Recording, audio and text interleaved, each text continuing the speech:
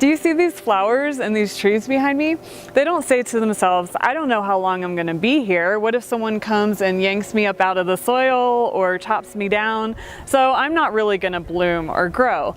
No, they totally bloom and grow, and especially the sequoia trees back here. What they do is they not only put their roots down, but they attach their roots to the other trees around them so that they form a little community. I want to read a scripture to you, Jeremiah 29, 4-7. This is what the Lord Almighty, the God of Israel, says to all those I carried into exile from Jerusalem to Babylon. Build houses and settle down, plant gardens and eat what they produce. Marry and have sons and daughters. Find wives for your sons and give your daughters in marriage, so that they too may have sons and daughters. Increase in number there and do not decrease. Also, seek the peace and prosperity of the city to which I have carried you into exile. Pray to the Lord for it, because if it prospers, you too will prosper.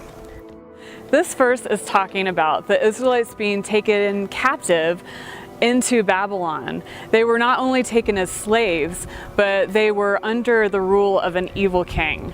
And God told them not only to be there, but to settle down. This is not something they wanted to hear. They only wanted to be there temporarily, but God told them to act as if they were going to be there forever. Several years ago, I moved across the country to pursue a relationship with my boyfriend at the time. We were talking about marriage. And a couple months into being there in this new city, we broke up. And I didn't know what to do. I was devastated and I wanted to leave. I felt like God said, stay in that place. And I had some wise advice from someone who said, bloom and grow where you're planted. And I decided to do that, not just to be there physically, but to be there with my whole heart and to be really present. And after I did that, I found that the relationships around me flourished, the ministry that I was involved in, and I felt a real love for the city and for the people around me. And I ended up staying there only for maybe 9 months after that, but I was really present in that place. In today's day and age, we think short term. We move a lot in this modern time because of many different reasons. Maybe job, family, adventure, and we don't want to think long term, like we're going to be in a place for a long time and settle down.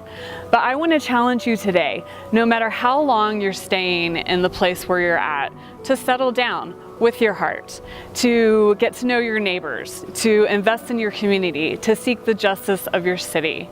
Because, as God told the Israelites, if you seek the peace and prosperity of the city, you too will prosper.